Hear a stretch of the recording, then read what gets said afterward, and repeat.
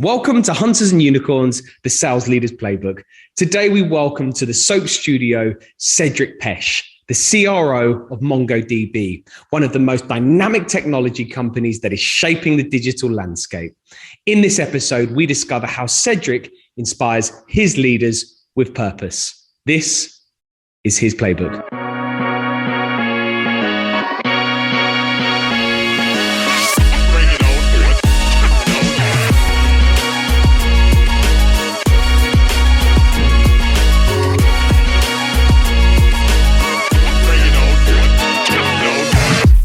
Edition series, the 33 CxOs, we investigate one of the greatest success stories in the history of software sales. 33 CxOs learnt the playbook from one man, John McMahon, a legacy which stretches back to the late 90s at a company called PTC. They were later reunited at BladeLogic, which was acquired by BMC. What happened next was truly remarkable. These CxOs went on to become the most prolific sales leaders in the software industry. They've raised over 22 billion in VC funding.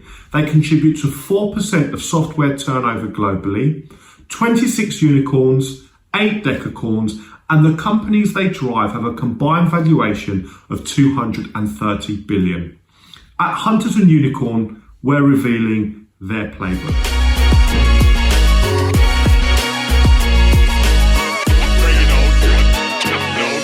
Welcome to Hunters and Unicorns. I'm Simon Koutis and I'm joined by my co-host Ollie Kune. Hey everyone. And today we are joined by a very special guest, Cedric Pech. Cedric, welcome to the show. Hey, thank you very much, Simon. No pressure. Absolutely none whatsoever. So Cedric, in the way of an introduction, you're currently the Chief Revenue Officer at a technology company which is truly loved by developers. It's a company which is so disruptive and really changing the digital landscape, MongoDB. It's a real privilege and honor to have you on the show. And I want to just start off by just highlighting some of the amazing numbers, the staggering growth that MongoDB has experienced. So following a record-breaking quarter, breaking the $500 mark on the share price, market cap of just over 33.5 billion, 130% growth. I mean, it's staggering considering the company is only 14 years old, but it's still such an exciting time for MongoDB. There's so much room for growth and innovation. What can you tell us about this, Cedric? Well, listen. This is the same kind of conversation I would have with I had like 5 years ago with people. I had joined the company and I was trying to recruit some people. I remember me calling someone, one of my friends, to come and work with me, and it was pre-IPO. I think the stock price was the price of obviously would not. The company wasn't public, right? It was. The board was defining it, I think, at $8 a share. And I remember that guy, I'm not going to name him, who was telling me, it's too late. I just want I want to join a very early stage IPO, so startup. I want to get all the wealth out of growth, the potential growth. And you guys are too late. It was before the IPO, believe it or not, right? And then I remember having the same call a few months later at $16 a share. Then we went public, I think, to around $24 a share. I had the same call and I was calling that guy a really, really good leader. And he was always telling me the same thing, right? It was late last time and now it's too late, right? I called him again at $60 a share. I remember telling him, you should join. This is just the beginning of a long, long wave. That was the last time I called him at $160. He called me. It was too late. I had already filled and put my leadership team together. And now we are $500. And I still have people which tell me MongoDB is a late stage company. And the growth is behind us. And I'm still puzzled because the implication of that means that those people don't understand the difference between market cap and market potential. And MongoDB today, despite the fact that the company has obviously an important market capitalization, is still probably anywhere between 1% and 2% market share, because we operate in a market which is humongous. It's a market which is, if we were having 5% market share, we would be bigger than ServiceNow, just to be clear, right? ServiceNow today, right? Wow. So unlike what many founders or companies pretend when they start their business, they are operating in a giant marketplace, which obviously everybody has the interest to say. At MongoDB, it's not difficult to prove, right? The world has turned into a software world. Behind every application, there is a database, right? And MongoDB has moved a long time ago from being a small niche player among others into being de facto, according to all the most accredited analysts, the standard to build modern applications with far more agility than any other platform out there, in a far more simple way, giving back power to the developers. And, there is so much headroom ahead. We see it in the market intuitively every day, right? Our deal size is just exploding right now. We're celebrating, $1 million deals. A few years ago, we now hardly celebrate $10 million deals, right? So that tells you there is, a lot of momentum in the market, and it's accelerating. In fact, if you look at the Atlas growth rate, despite the fact we are already almost $1 billion business, the Atlas growth rate is accelerating. It went from 78% to 80% to 82%. I don't remember the number specifically, but still north of 75% and growing, which gives you like a good feeling about the fact that there's this momentum building up, and it's increasingly easier to sell MongoDB into the market. That's the best way I can answer your question, Simon. I mean, it's a remarkable, it's a remarkable organization. I mean, it's very interesting. You talk about kind of market potential. I suppose as we go through this session together, it's really important to understand the mechanics which enable you to really cultivate that potential. And we are going to really delve into some of those, mechanics and the playbook and, how you're able to really, utilize, because it's one thing having the potential, but it's another thing actually having the ability to scale an organization to realize that potential. So I'm really looking forward to kind of exploring that with you, Cedric, and going into more detail about that.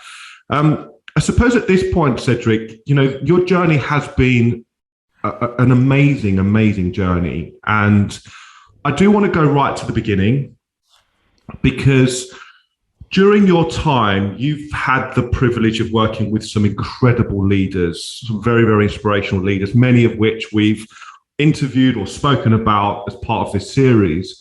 But actually, I want to go back to your beginnings at PTC, which was a real baptism of fire. You joined one of a hardcore sales organization as your first sales kind of gig. And you discovered a leader which really helped to shape you. Can you tell us a little bit about that time and about that journey? Yeah, it's been, I wish to tell you that it was all about analysis and intentional decision making. And I think I will lie to you. I had my passport to leave for India. I was in a lobbying company. I just bumped into a fax from my business school, which was talking about this company. And which was saying that, there were some numbers around on-target earning, which I don't even know. I don't think I knew what was an on-target. I hadn't made the difference between a commission check and a fixed salary. So, I still needed to figure out a lot of things. Anyways, I went just out of curiosity, bumped into this company, went to whatever interview process, met the guy who was the head of Europe at the time. And I remember him asking me one question. He said, because I was French, I was already living in Turin, in Italy. And he said, where do you want to go and work? Because he was like, he had positions everywhere in Europe. And that may be I think it's the last time I interviewed anyways, but that was the only time where I gave a good answer in an interview. I told the guy, wherever in the world, as long as you send me working for your best leader. And out of nothing, the guy actually, walked his talks and sent me to Bologna, Italy, where I met this guy, Carlo Carpanelli, who he's the leader who had the most impact of my entire career. And I think it's very important in general, by the way, early days when you are still young and malleable, you can even get destroyed by a bad leader or even an average leader, or get inspired by a good leader. And I got really lucky to bump into this guy. Think of him like, in 93, 94, 95, we were like 900 reps at PTC. And out of Bologna, Italy, so not the most, advanced place you can think of as far as selling software is concerned. He was consistently the number one in the world selling software, right? Then he got promoted as a RD, and I just started to work with him. I'm very grateful for that. Unfortunately, he's not in this world any longer, but he had an amazing impact on my life. Still today, I've got, I use some of the lessons that I learned with him. What can you tell us about those lessons, Cedric? What were the early lessons that Carlo instilled in you? I could speak about that for hours, but I'll try to be obviously more concise here. I learned very early to have healthy sales reflex. I learned that I made all the mistakes and got coached the hard way on those mistakes. I had to qualify really, really hard without any illusion. I heard the importance of champion building, as he was an amazing champion builder, and many other things. But if I move away from the pure sales basics 101s, which most people don't have the time to learn those days, unfortunately, or maybe leaders are not always in the conditions to add enough value. There's one story which I remember vividly, which helped me immensely. I remember being in this, I always say that story, so hopefully I'm not going to bore you guys, but I am, a few weeks in the job, and it's really hard. I hardly speak Italian. And I am, my brother joins me in Bologna, Italy, and we spend the weekend together. And, at the end of the weekend, my brother and I go to dinner, and he's on the day after he's leaving for a worldwide backpacking trip. And he sees my life in this, crappy hotel in the outskirts of Bologna, and he's like, "What the hell are you doing here? Why don't you join us and go for this trip?" And he got me in a moment of weakness, and I said, "Yeah, I think I'm going to resign and leave this company. It's too hard. I'm far away from anyone. I don't know anyone. I've never, signed a contract. I don't see the end of it. It's too rough." So the day after, I'm sweating at 7:30 in the office, because I have to quit on Carlo, and I'm doubting this moment. And I remember he walks through the door at 7:30. I'm hoping he was gonna go in his office straight without coming to me, but because the guy is so intuitive and smart, he sees me there down in a corner and comes straight into my office, puts his eyes into mine, and says, "How are you doing?" And, I'm like, I felt like, how do you know? And so I start mumbling, and I tell the guy, I'm not sure I made the right decision. I'm a little hesitant right now. It's maybe, sales is not for me. And so he cuts me off, and he goes, "Well, where do you live?" I'm like, I'm this hotel, you know it because I'm sending you my expense reports every week. So you probably know where I'm living. And he goes like, you should go and find an apartment for yourself, settle in the city, take care of yourself. And when you're ready to go and come at work, you come back, right? And obviously I stopped him and I said, "You don't understand the story. I don't even have the money to make a down payment and start renting an apartment."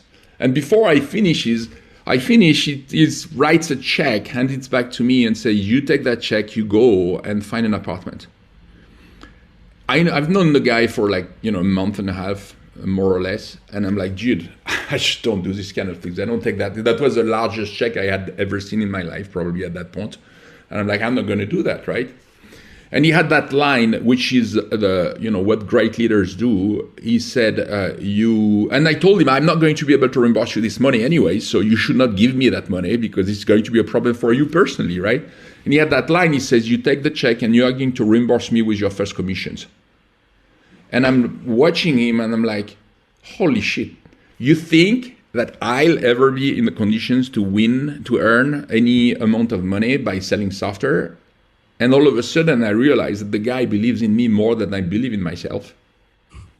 And, take the check, get the apartment, tell my brother to fly back on his own, and keep going with Carlo for many years. The point I remember, and the lesson I remembered, is that how much of an impact can a leader, which understands the people which are around him or her, can have on people's life. At that point, I could have quit, feeling sorry about myself. He could have ignored me. He had many things going on in his life as well, probably. He could have not detected what was going on. He wasn't obliged to write a check on his own from his own bank account. Trust me. Or he could have avoided finding the right words, which went straight into my heart and gave me the energy and the drive to keep going. That was a big lesson. I've got many others after that. Carlo was an example of courage, intelligence, and a great businessman, the best salesman I've ever met in my career. So I've got many other stories around him, but that's one big one. Yeah, Cedric. At that point, obviously, there's a change in mindset, right? There's a change in mindset that somebody else believes in you. So it's now time for you to start believing yourself. But when does that actually change your belief system, right? When do you come out of that imposter syndrome and actually start believing in yourself? I don't think at least I'm going to talk maybe about some more people might have different opinions, but I don't think you never get rid of your imposter syndrome. And I think that clearly, great leaders create the conditions to help you finding your voice and be a more centered person, and do things for the right reasons and not for the wrong ones, and stay being driven for the right reasons and not for the wrong ones. I think that the imposter syndrome, even the most successful people in the world, and I know a few of them, I don't think this is something that completely gets eliminated. I think the awareness of being victim of it is very important, so that you can start focusing on. I think being aware of it helps you understanding faster how important are authentic relationships, and how much of an enemy can your ego be. And I think it's a journey, right? Like there are moments where you feel you've been really good, and there are moments where you feel you've been very weak. At least this is my world, right? And I think it's a journey that many leaders meet, and it's a struggle for it's almost like a quest. Your life, you try to become a better, more egoless leader. Not that it's easy, but yeah. What I think though is that bad leadership early days in your career can really hurt people and creates, I think bad leadership can really hurt people which could have become very good leaders over time. I think that early success obtained too easily destroys, it builds huge egos. I see that all the time. While slower success obtained in a more thoughtful way, with some more scars on your back, builds character. And therefore, someone always tells me there is no compression algorithm to experience. I think that this was what he means, right? There are stages of your career that you have to go through, and when you are through them, you don't see them always as a blessing. But then when you look back, you say, thank God I wasn't promoted too fast. Thank God I had the time to make that mistake. Thank God my leader was smart enough to let me fail, and without smashing me and destroying me, but keeping, helping me and sustaining me and supporting me. That you look back and you say, thank God that happened. And that's such remarkable insight. Cedric, a lot of our viewers and listeners, some of them can be quite early in their careers, really trying to get their head around this very competitive, very difficult, very hard world. And I suppose in terms of when you entered, it was the same. It was still hard. It was still, just as difficult. But what were the things that you really focused on in those early days? I think a lot of people can relate with perhaps some of the challenges and what you focused on early. I think in the early days, there was a mix of me having big dreams for myself. In some ways, I didn't know where I would end up, but I was thrilled by, I wanted to make a name for myself, that's for sure. And therefore, I kept feeding that fire with reading, with exposing myself to high quality people.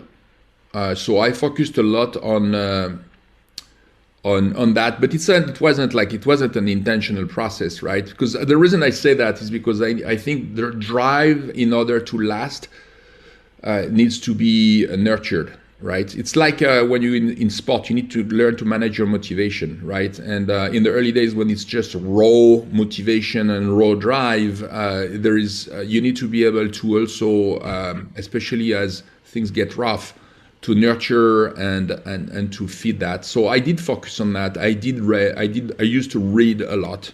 I still do, but at the time it was really almost like obsessional. I think I read everything you could find which was related to my different jobs. I did spend a lot of time with high quality leaders.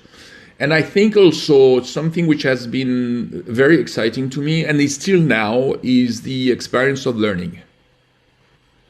The intellectual stimulation associated with learning, and it might be, learning new technologies, learning new business dynamics, new business models. It's also learning about others and understanding where they come from.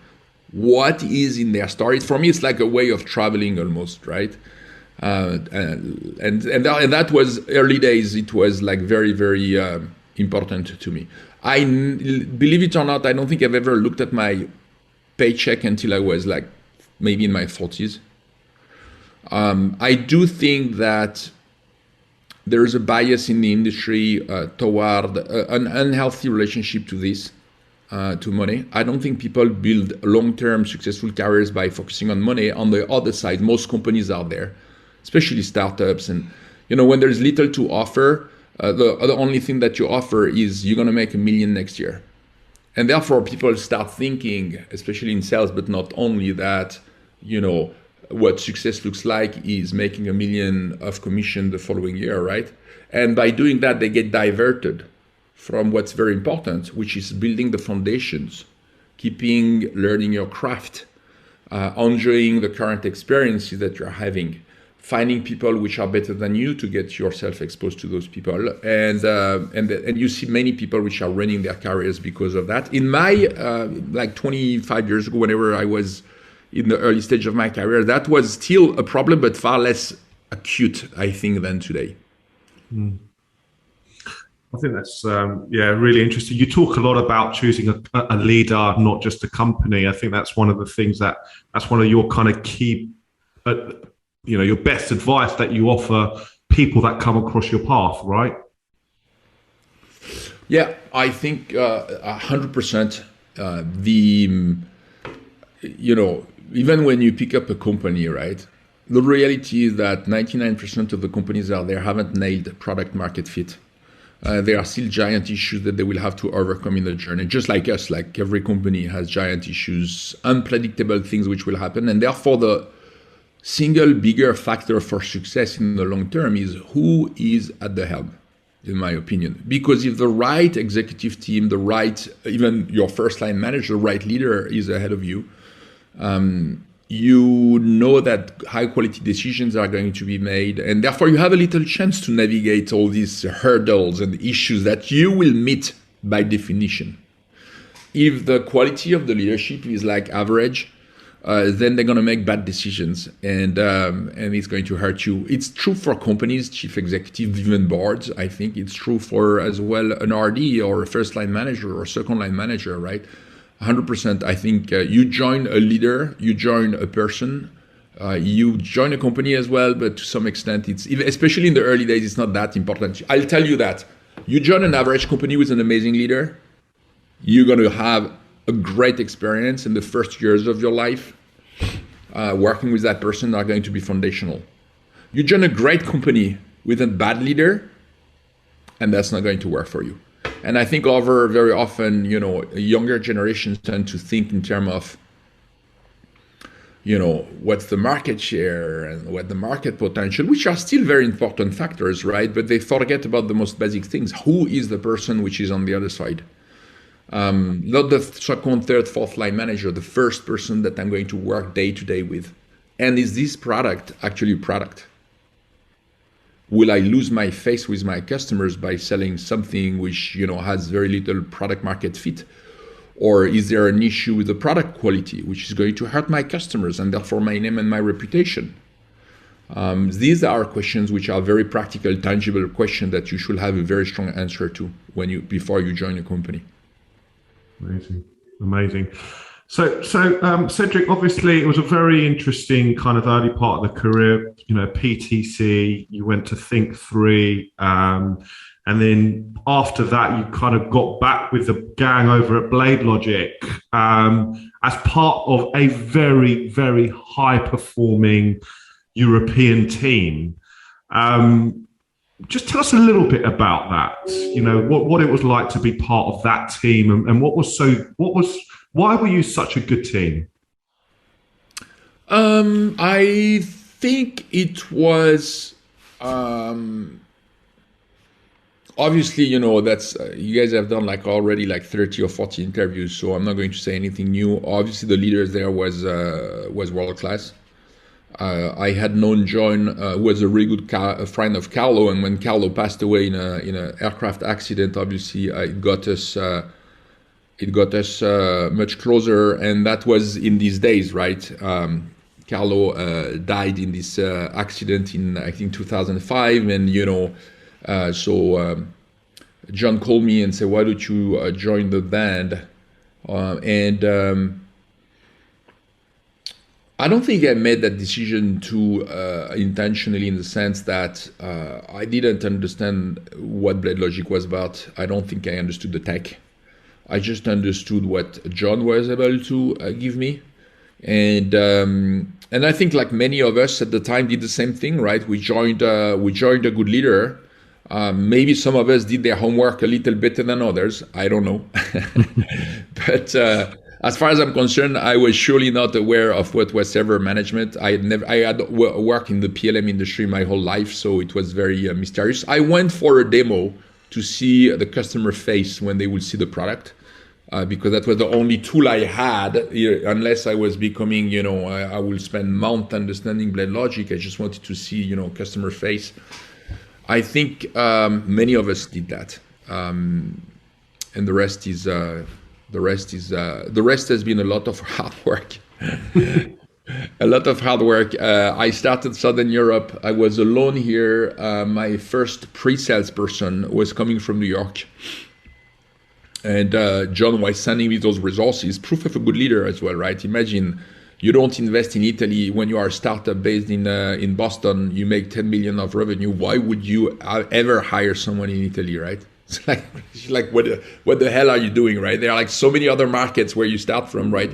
But what he did at the time, he said, I'm going to put a leader in that market. I believe in the person, and I assume there is enough. There are at least a few companies buying servers in Italy, and therefore let's see if they can do something. And then he staffed me and gave me all the resources I needed, and it was a good decision. That's another lesson, by the way. Never invest in a market, invest in a person in enterprise software sales. Amazing. Love that.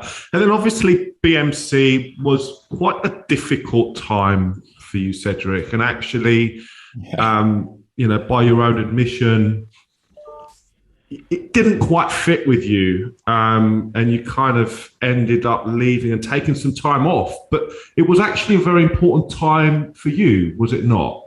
Tell us about that. Yeah, it was, Simon, because this is the part of, I was talking about the scarves which build character, right? And I think my journey in that company, it was a giant turnaround substantially, right? Southern Europe was the most disastrous area for BMC. There were a lot of problems. I had to manage this turnaround. I went from a team of 15 people to a team of 250 people overnight, and a lot of issues, and therefore this turnaround, obviously, like most turnarounds, are complex, right? Especially when the labor laws are super stringent. So I spent more time in court than selling software. But it's not been, I don't remember those years like years of fun, back to your point. In fact, I ended up burning out and quitting and taking time off because I was exhausted. But looking back, I think for me, it's been quite a pivotal moment in the sense that I went from, let's say, a magnified sales leader to understanding that my way of operating will never scale.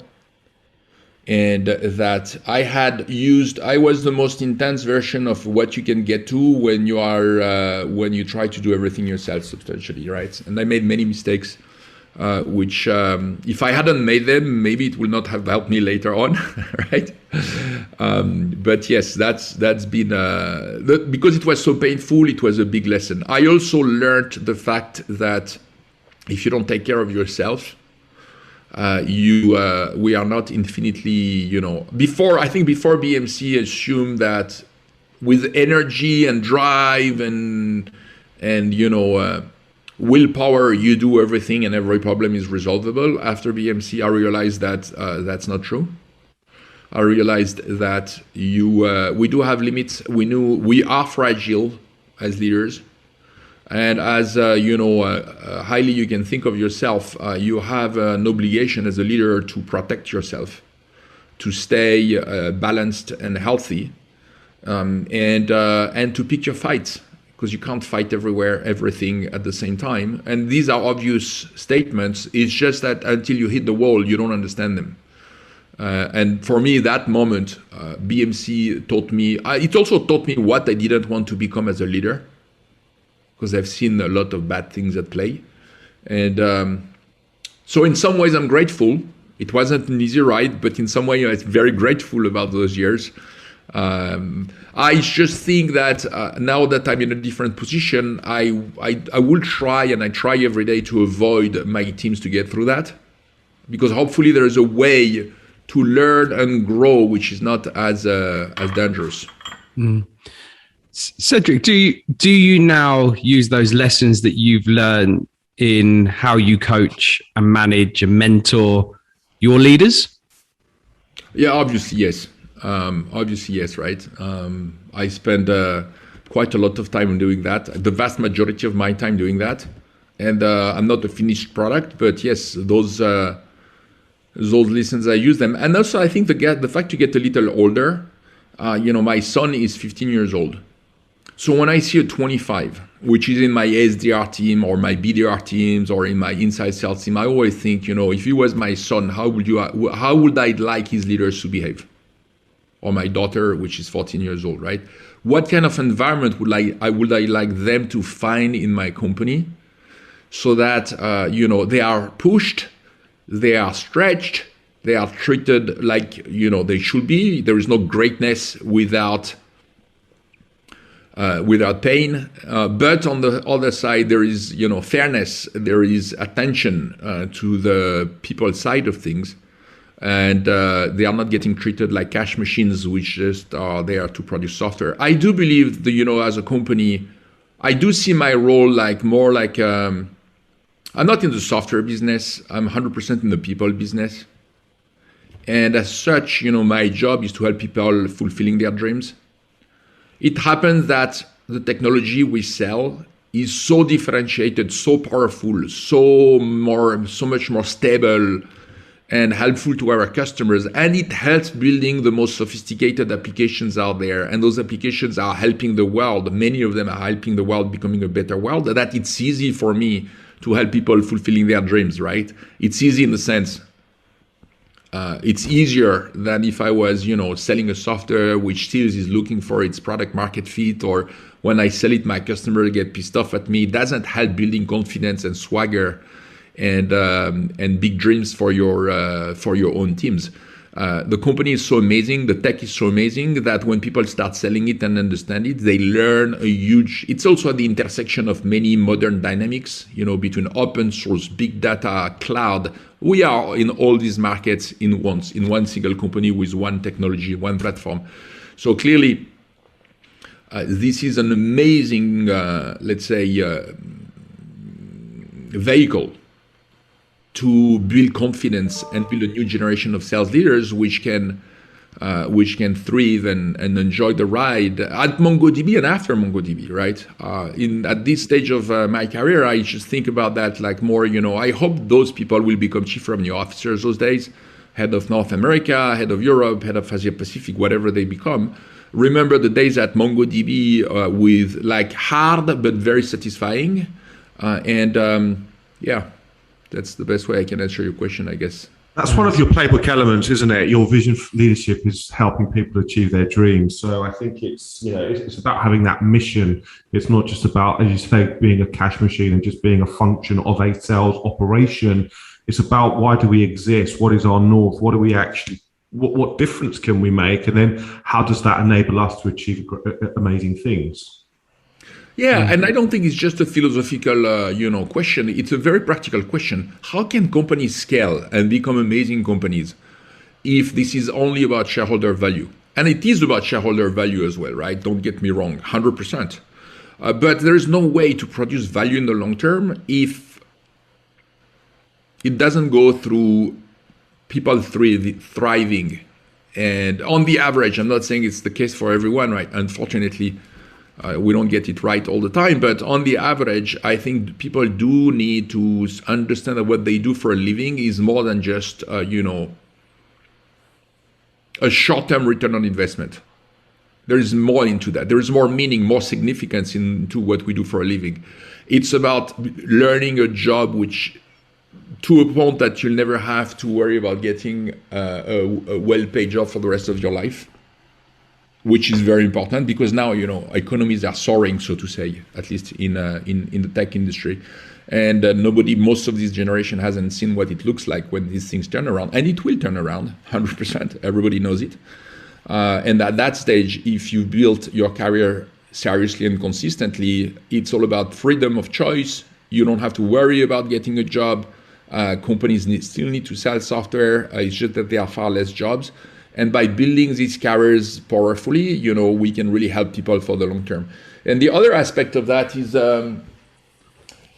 I've got this customer in the Netherlands. I make this example because we were talking about it a few days ago, but I have many others. During pandemia, so those guys are in the e-learning business, right? And they do provide a platform for the young Dutch, which go to school. And when the pandemic hit, obviously, this platform got hit by millions and millions of additional people which were in need of learning by staying at home, right? That platform scaled in humongous proportions because Atlas was behind it and MongoDB was behind it. And the people who sold that deal were very proud of what they've done because, the company, the chief executive of the company, the developers which were there, everybody was very grateful because there was a sense of mission behind scaling these applications to help kids to go to school. We've done that with most COVID applications in the world. We help in the health industry. I was talking with this customer the other day where same story, they were grateful that Atlas was around and that our sales team was around because we helped them building this amazing application, which is a substantial IoT application, which allows elderly people to stay home by putting sensors in their home, obviously, and detecting what behavior they have, if they have issues, and so on and so forth, right? That's a company with a strong mission. But they told us, and the sales force was amazed by that, how powerful it was for for them to work with MongoDB and help scaling as well their application in a grateful way. So all of those things, I tell these stories because when you are a salesperson, you do want to understand that what you are selling is having a real impact in the world, right? I'm not saying, we're not in the non-profit industry, but still though, we are not only in the database industry. We are in something much more than just a database in the world right now. You talk about success to significance. Is that what you're referring to? Is that because that's one of your playbook elements? That's part of that. There is also the fact that you grow a company from nothing to $1 billion of revenue. A bunch of people are making a lot of money in the process, and there is a moment where these people are wondering, especially if they hadn't internalized and asked themselves, why is it that I'm putting so much energy in my job today? They get to a point, if they haven't asked themselves a question where, money is not an issue or less of an issue any longer, but still, they need to feel this fire inside them, right? So what's left if you always thought that, your reason for selling software is making money? And at a certain point, money is not an issue or not as much as an issue it used to be. Then many people are like, okay, what's next, right? And this is where I think that you see it's very important as a leadership team and it's very important as a company. It's true for MongoDB, but I have to assume it's true for others, that there's more into it than just, being there to sell software. Selling software is an amazing, I couldn't have thought, as far as I'm concerned, it's been more like a call or a vocation than a job, right? There is nothing more exciting than turning a no into a yes, to be clear. But then there is also the why am I doing it? And if it's only exclusively about getting a big commission check and there is nothing else into it, it becomes very quickly, it's too hard to have the resilience to excel at that job if you do it just for money. That's really what I think. Yeah, I think, and I'm really interested in, I suppose, your mindset, right? Because you finished BMC 2012, you've taken a year off, time to reflect. I'm really interested to know what's going through your mind at that particular time, because if you actually have a look from 2013 up to where you are today, to go from a Southern European VP to a CRO of MongoDB, were you consciously setting yourself in that year of time off to reflect, the ambition to get to CRO? What was going through your mind and what was the journey you then set yourself? No. There was no, I'm probably the only chief revenue officer of a publicly traded company living where I think there is another one since a few weeks ago, a good friend of mine, but it's very unusual to have someone living where I live in Europe and taking over these responsibilities, which, by the way, we could talk about that later on, gave me a great series of insights and a great series of lessons as well. But at the time, I wasn't even thinking about it.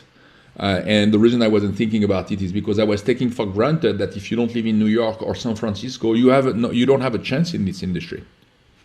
And there is a whole conversation about diversity, true diversity, what we mean by diversity and inclusion, right? Which I think is very often there is, and I know a thing or two about that. But at the time, I was out of BMC. I was burnt out. I needed to gather myself. It took me months to do that. I needed to do some introspection about, the ugly side of Cedric Pech. It took a long time not to figure it out, but to accept it, right? I'm joking, but not that much actually. And then I still wasn't good. I made a bad choice joining a company which, because I didn't do my homework. I chased a paycheck and didn't do my homework. And very quickly I figured that out. And then from there, the first chance as a chief revenue officer was actually at Fuse. Fuse offered me that opportunity as we were scaling because the European business was doing very well. And therefore my boss wanted to take a bigger responsibility. So I asked my family if they were open to move to the US, and we moved to Boston. I'm very grateful for that opportunity because it taught me a lot as well, but I wasn't planning for it. When I joined Fuse, I had no idea that I will ever, I will ever been offered that opportunity, and that was very positive. But I'll tell you more. When I joined MongoDB, I had no clue as well about becoming the chief revenue officer of MongoDB. My boss was a guy named Carlo. You probably know him. And I joined because, I thought the company was a great deal. I wanted to go back to Europe. I came back to Europe, working in my backyard, staying close to my olive trees. And even when I got offered the job and was asked to move back to the US, I declined it because I wasn't ready to move back to the US. I didn't want to do that. It was too big of an impact on my family. Thank God my boss, still my boss today, my chief executive officer, David Cheria, is a very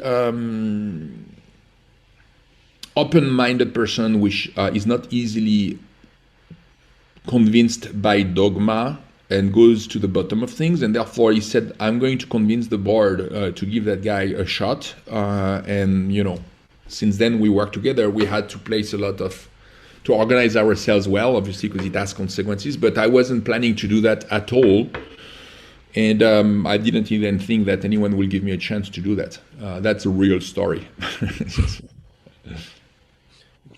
It's an incredible climb, as I said, and I think it shows a lot of testimonial to your attributes and to your characteristic, right? The transition from GVP EMEA in 2019 to CRO, how big a difference in two roles are they? It was a huge difference. I was already, let's say I had already worked in the US, which helped me a lot, obviously. But there was, I found it was a huge difference. I'll tell you that I got very lucky that I bumped into the US, into a sales executive team, which was very smart and very good. My head of North America, Paul Capon-Bassis, is just a great person, first of all, and he's Canadian. He wasn't dogmatic at all about things. And him and I very quickly clicked in. That helped me immensely, as well as others which were there, Jesse Greens and others. I'm just blessed that I bumped into those guys. Still, though, there was this US versus Europe kind of, potential, like, who the hell are you to come here in the US and teach me how to sell software, right? That's for sure. There was this dynamic. Thanks to those guys and the work we've done together as a team, I think we overcame that, brought a bunch of people on board, working all together, and had great results. I also was blessed that here in Europe, and I had an amazing leader as well, with whom I partnered a lot, and still to these days, years later, we're still going through everything. So that helped me a lot. The fact these two guys were there together with their teams was helped me overcoming those bigger challenges, like making sure Europe doesn't fall apart when you take a bigger job. You spend your time in a whole different set of topics, which are not, just execution and sales related. And therefore, if you don't have a good team, everything falls apart. I also think that the early days of the fact that I had to work out of Europe and Southern Europe specifically gave me in the very early days a strong understanding of, compared to someone who lives in London or New York, that there's no way to scale if you can't develop leaders locally with a very strong understanding of a certain playbook, which are autonomous or more autonomous. So, if you grow in an environment where you have your team with you all around you, very close to you, you can have an impact without having them, every day you show up in the office, you see them, you feel them, you can, chat with them. If you are like me and you've been living remote your whole life, far away from everyone, first you need to have a good health because you need to be on the plane all the time. And the second thing you learn is how to manage your time and your priorities very carefully. You need to hope to have a family which is patient and understanding. And the fourth thing you need to learn is to develop leaders locally and hire leaders locally, which you can trust. That you have to find it anyways as you scale and take bigger and bigger jobs. It's just like when you are in the obligation to survive in the very early days to develop a skill set around that. It helped me very much when I took over the chief revenue officer job, where we quickly find out that we needed to put together playbooks which would scale globally, so that we could help people in their local theaters, even if we were not close to them. And by the way, this work has been very powerful when COVID happened. At the time, we didn't do it for COVID. But when COVID happened, everybody knew what to do without us, I say us because obviously I wasn't the only one, being present every day and being close to the field physically. I don't know if I answered your question properly, Oli. Absolutely. No, it's super interesting. And thanks ever so much for sharing that. I think this kind of comes to the operating rhythm we were talking about earlier about, market potential versus market capital. I think, what you're talking about there is the sales rhythm, the operating rhythm required to be able to thrive, but also to scale. And you talk a lot in your playbook about long-term success, not just about medic or sales process. You talk a lot about, what's left and how do we actually grow. So just tell us a little bit about some of that. Well, when we talk about playbooks, I think it's very important, and I made that mistake myself a few times, but whether it's medic or a sales process or any playbook, at the end of the day, it's still a mean to an end. It's a tool. It's just like you want to build a boat or a ship. You don't build the ship for the sake of building the ship. You build the ship for the possibility one day to go on the ocean and sail in the winds and the waves, and that's why you build the ship, right? So while you build the ship, you use wood, and you use a hammer and a screwdriver and so on and so forth, right? So teaching people how to build a ship is very important, because otherwise there is no sailing possible, right? But if it's only about that, then people lose the line of sight about why are we doing that in the first step, right? So if it's all about sales process and activity and operating rhythm and how to hammer and sew faster and all of that, and you over-index on execution, not leaving enough space for people intelligence, creativity, and quality, then what happens is that they lose the big dreams that we were all supposed to achieve together, and it becomes a grinder. At the same time, it's super important being able to build this ship properly and fast, and build a ship which is going to resist the waves and the wind, therefore being amazing at qualifying and being having a very strong understanding of a playbook or a sales process which fits to your market. Not that you've brought from another company, just take it and replicate whatever. Like at MongoDB, that would have been a disaster, right? We are in the open source business initially before being a SaaS company. The sales process, we had to create and reinvent everything and fit it for our own needs and enable people around that. And that's very, very, very important. But there needs to be that, but not only that. I guess that's, I don't know if this was the sense of your question, Simon, but that's the best way I can. The reason I'm just sorry, I elaborate a little on that. The reason I'm saying that is because I see also, I've got even examples in my team which created some issues. In the early days, you develop those leaders, you teach them how to qualify deals and use the sales process. And all of a sudden, what they do when they take this leadership job is to over-index around about that and grind their people into that. Instead of remembering that their job, all those tools are there to help people being better and to develop them, not to inspect them. There's a dose of inspection in everything, but if the only reason why you build those playbooks is to inspect and make people work faster, and it's a disaster. It's just a disaster. I wouldn't have taken it as a rep, and most of my leaders wouldn't have either, right? So why would you do it to others?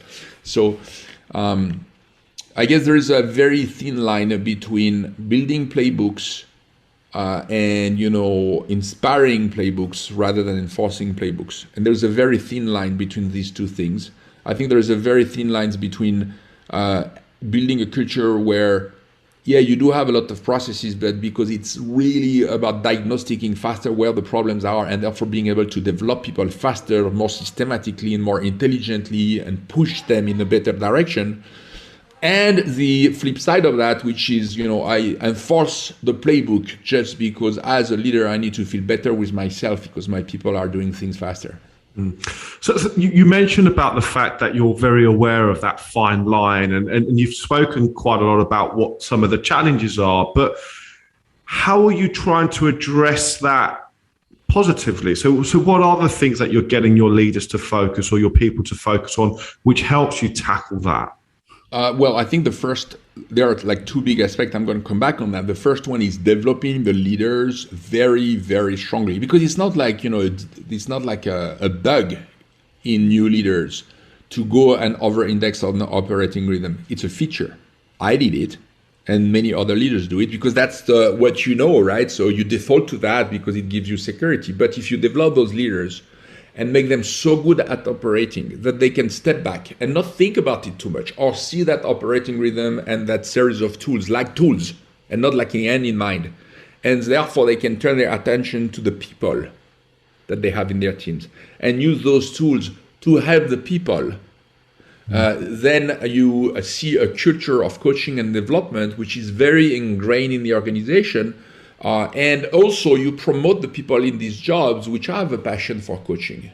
You can't be a good sales leader those days if you're not a great teacher or passionate about it. If you're not great at it, you will improve, or passionate about coaching, which implies that you can have very tough conversations without destroying relationships, and you find the right words, which implies that you understand the playbook so that you can diagnostic and help very practically developing those people. So all of that around developing those leaders properly is obviously a huge amount of work, but also one of the biggest, most important aspects of what we can do. And the other one is to keep reminding people, why were we building this ship in the first hand? Keep reminding them that one day we are going to be sailing on the ocean, and it's going to be fun, it's going to be windy and sunny. And, we're going to enjoy the speed of the boat, and we're going to feel safe into it, right? So that reminding of the vision on which we are embarked together and reinforcement of it, and therefore a sense of mission in the team, I think is really, really important. Amazing. I think we've kind of reached a really interesting kind of stage in this session, because I think we've obviously come full circle. You're now kind of at MongoDB. We can really kind of see how you've evolved and how you've changed as a leader. I suppose if there was kind of one big piece of advice that you were going to give to our viewers and our listeners, is there anything else that you think is really, really important that you should share as a kind of something that's really important to you, that's really helped you, other than kind of some of the things that we've covered so far? I think I would, if I would, another way to ask this question, I guess, is what a piece of advice would you give to the Cedric of 25 years ago or 20 years ago, right? That's another advice. All that I will give my son for sure is to be, to have a huge sense of urgency to build a name for yourself, but at the same time to be patient and to watch out for your ego. And we are in an environment where you see a lot of, obviously inflation, companies' evaluations are up to the roof. Everybody looks at those few people which made a huge amount of money, and everybody advertises those people. They need to understand that their career is going to unfold for the next 40 years, right? And this is not a normal state of things now. These waves are coming and going. They came in 2000, they came in 2008, and they went as well, right? And if you want to be consistently excellent at what you do and build long-term success, repeatable, scalable, not just, short-term hit and I got lucky and move on, but long-term success, don't cut those corners. Do your homework. Be patient about your homework. Join great leaders and companies which are going to develop you, which have built a culture of coaching and development, which have the patience, which have the technology, so that you don't, lose your face in the market, or even your self-confidence, by the way, which is very important. and be patient about that, because if you do that consistently over time, it's going to pay off, and much bigger dividends than what you think. If you start cutting corners, and you, instead of focusing on the foundation, the fundamentals, you look for quick successes, which you're going to pay a price for that, and your career will stall somewhere, and it's not going to be great, in my opinion. Absolutely amazing advice. Wise words. Fantastic advice. So Cedric, this is the point where we ask you the final question of the session, which is, in your opinion, Cedric, does the hunter make the unicorn? 100% yes. It's very difficult to build. And, some people will say, well, but, there's product-led growth companies and these new business models, which will be a counter-argument to that, right? I am in the product-led growth companies. I'm part of building it, and the big one. We have a self-service business. We are obsessed about helping our customers onboarding without salespeople. We have inside salespeople. We have customer success teams, which are probably among the most sophisticated in the world. We have, enterprise software sales in its pure 1999 kind of form. And hunters make unicorns because it's a mindset. Even when you have a product-led growth company, it's 100% a mindset. Do you know what, Cedric? I think that's a fantastic answer, and thank you so much for sharing. This is the point on the show where we reflect on what we've heard today, and I think the reflection is quite straightforward. I think the big theme of everything we've heard is that you can't cut corners. Find a leader that's going to nurture you, someone that can guide you, someone that can give you the tool, someone that's going to let you fail, but be there by your side to help you grow and help you learn from those lessons. And you can't just skip the steps. You have to believe in the process. You have to master the fundamentals. But in order to do that, align to a business with a bigger purpose, with a mission, with a view of kind of the long-term success, something with purpose, and just master those fundamentals. So, Cedric, I just want to take this opportunity to thank you. It's been truly inspirational, thought-provoking, and we've enjoyed having you on the show immensely. So thank you so much for taking the time to speak with us today. And thank you for the two of you for having been patient with me. I know that there will be little bumps on the road to organize this call, and you guys have been unbelievably resilient, and I really appreciate it. I think I will be grateful for the time we spent together for a long time. Very much appreciated. It's great having you on the show finally, Cedric. I must say that the persistence has paid off. It's been a fantastic show, and I think our listeners are going to absolutely love it. So thanks ever so much for taking time to talk to us. Ciao. Right. So to our listeners and to our viewers, we hope you've enjoyed today's session. There's plenty of content available on our website, so do please check out somuchsoap.com/blog. And remember, hunters are made, are not found.